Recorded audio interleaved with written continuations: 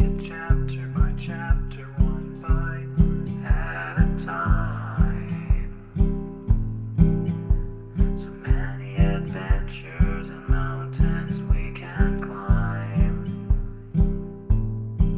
Take it word for word, line by line, one bite at a time.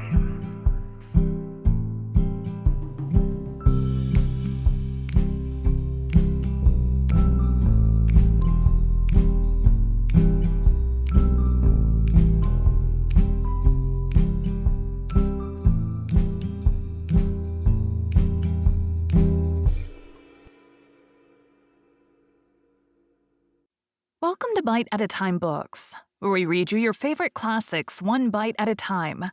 My name is Bree Carlile, and I love to read, and wanted to share my passion with listeners like you. If you want to know what's coming next and vote on upcoming books, sign up for our newsletter at biteatatimebooks.com. You'll also find our new t-shirts in the shop, including podcast shirts and quote shirts from your favorite classic novels. Be sure to follow my show on your favorite podcast platform so you get all the new episodes.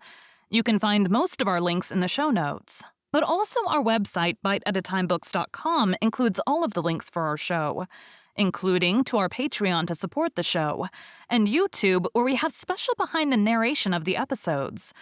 We're part of the Bite at a Time Books Productions Network. If you'd also like to hear what inspired your favorite classic authors to write their novels, and what was going on in the world at the time, check out the Bite at a Time Books Behind the Story podcast, wherever you listen to podcasts.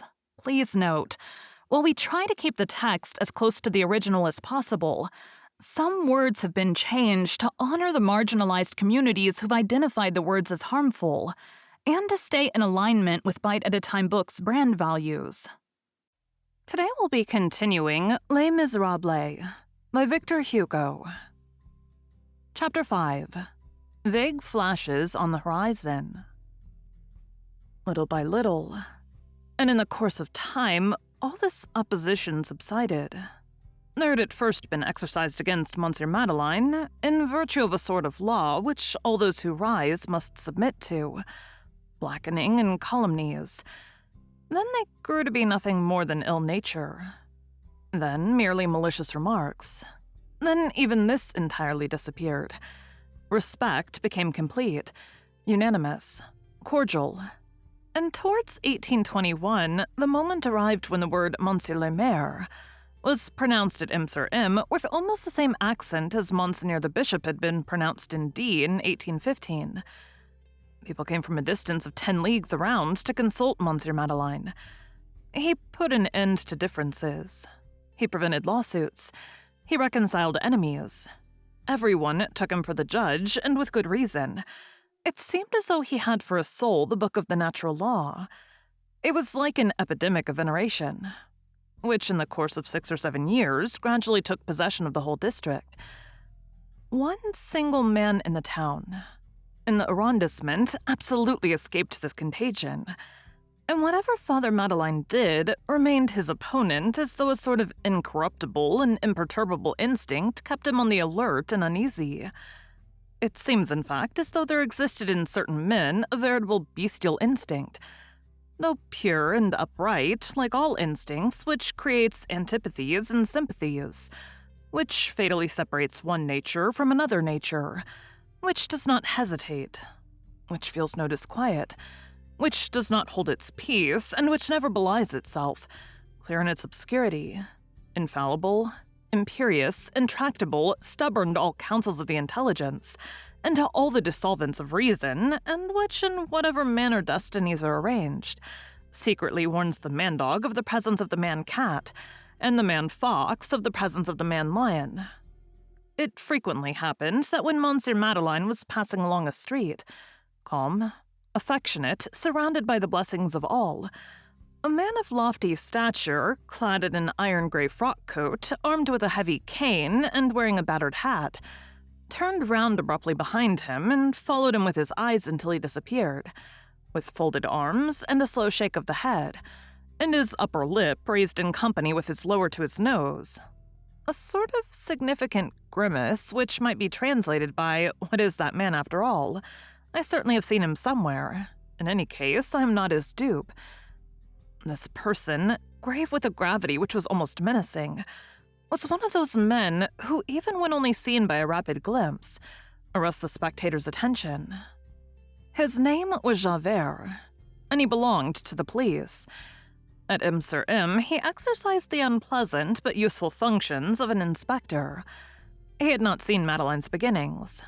Javert owed the post which he occupied to the protection of Monsieur Chabouillet, the secretary of the Minister of State, Count Inglis, then prefect of police at Paris.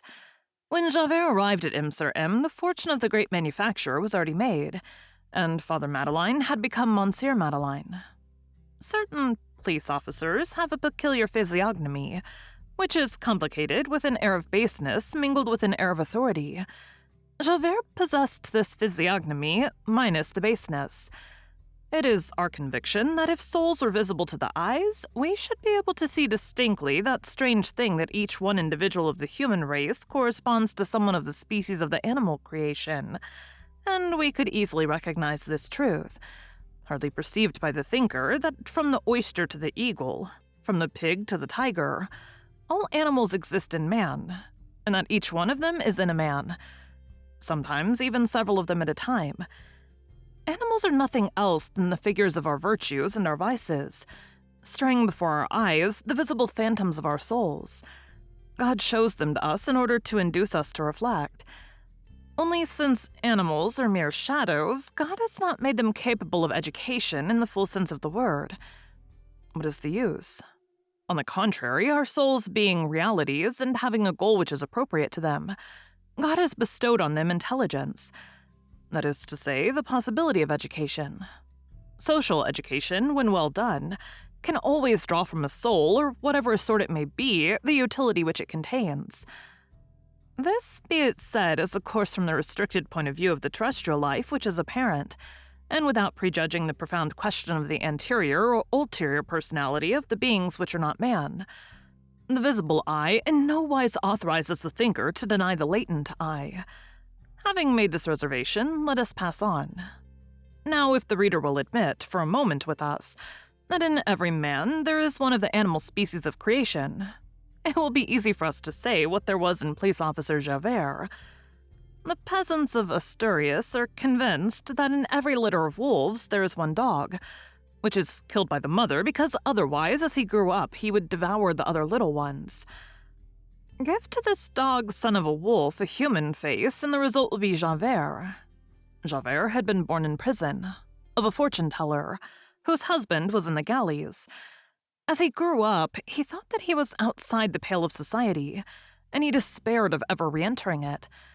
He observed that society unpardoningly excludes two classes of men, those who attack it and those who guard it. He had no choice except between these two classes. At the same time, he was conscious of an indescribable foundation of rigidity, regularity, and probity, complicated with an inexpressible hatred for the race of bohemians whence he was sprung. He entered the police. He succeeded there. At 40 years of age, he was an inspector. During his youth, he had been employed in the convict establishments of the South. Before proceeding further, let us come to an understanding as to the words human face, which we have just applied to Javert. The human face of Javert consisted of a flat nose, with two deep nostrils towards which enormous whiskers ascended on his cheeks. One felt ill at ease when he saw these two forests and these two caverns for the first time. When Javert laughed, and his laugh was rare and terrible, his thin lips parted and revealed to view not only his teeth, but his gums, and around his nose there formed a flattened and savage fold, as on the muzzle of a wild beast. Javert, serious, was a watchdog. When he laughed, he was a tiger. As for the rest, he had very little skull and a great deal of jaw. His hair concealed his forehead and fell over his eyebrows. Between his eyes there was a permanent central frown, like an imprint of wrath.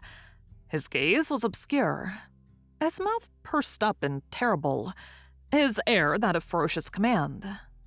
This man was composed of two very simple and two very good sentiments comparatively, but he rendered them almost bad by dint of exaggerating them: respect for authority hatred of rebellion, and in his eyes, murder, robbery, all crimes are only forms of rebellion. He enveloped in a blind and profound faith everyone who had a function in the state, from the prime minister to the rural policeman. He covered with scorn, aversion, and disgust everyone who had once crossed the legal threshold of evil. He was absolute and admitted no exceptions. On the one hand, he said, the functionary can make no mistake. The magistrate is never the wrong. On the other hand, he said, these men are irremediably lost. Nothing good can come from them. He fully shared the opinion of those extreme minds which attribute to human law I know not what power of making, or if the reader will have it so, of authenticating demons, and who place the sticks at the base of society. He was stoical, serious, austere, a melancholy dreamer, humble and haughty like fanatics.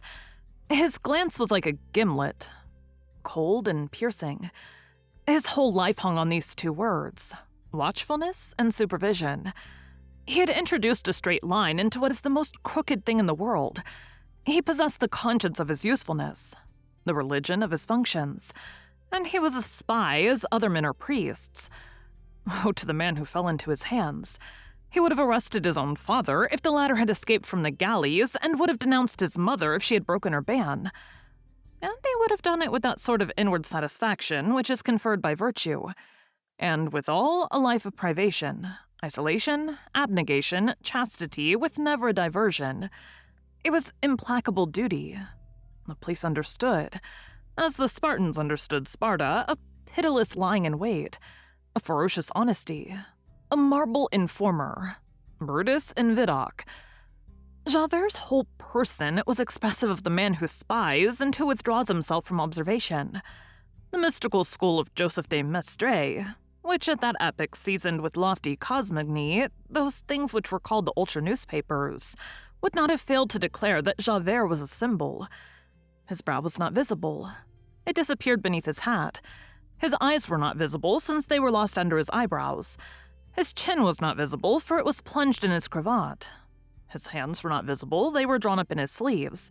And his cane was not visible. He carried it under his coat. But when the occasion presented itself, there was suddenly seen to emerge from all this shadow, as from an ambuscade, a narrow and angular forehead, a baleful glance, a threatening chin, enormous hands, and a monstrous cudgel. In his leisure months, which were far from frequent, he read, although he hated books. This caused him to be not wholly illiterate. This could be recognized by some emphasis in his speech. As we have said, he had no vices. When he was pleased with himself, he permitted himself a pinch of snuff. Therein lay his connection with humanity. The reader will have no difficulty in understanding that Javert was the terror of that whole class which the annual statistics of the Ministry of Justice designates under the rubric vagrants. The name of Javert routed them by its mere utterance. The face of Javert petrified them at sight. Such was this formidable man. Javert was like an eye constantly fixed on Monsieur Madeleine, an eye full of suspicion and conjecture. Monsieur Madeleine had finally perceived the fact, but it seemed to be of no importance to him. He did not even put a question to Javert. He neither sought nor avoided him. He bore that embarrassing and almost oppressive gaze without appearing to notice it. He treated Javert with ease and courtesy as he did all the rest of the world. It was divined from some words which escaped Javert that he had secretly investigated, with that curiosity which belongs to the race, and into which there enters as much instinct as will, all the anterior traces which Father Madeleine might have left elsewhere.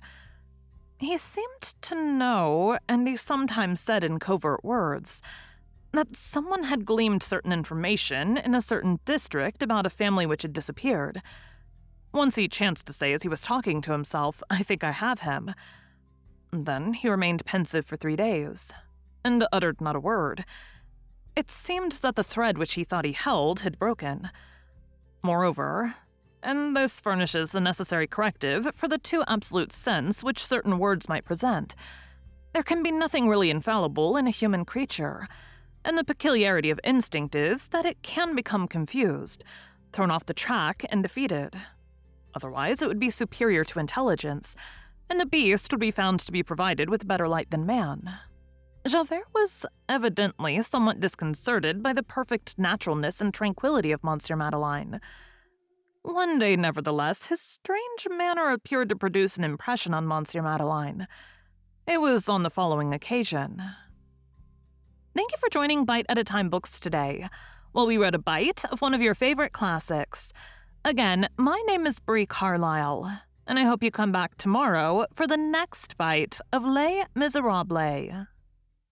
Don't forget to sign up for our newsletter at biteatatimebooks.com and check out the shop.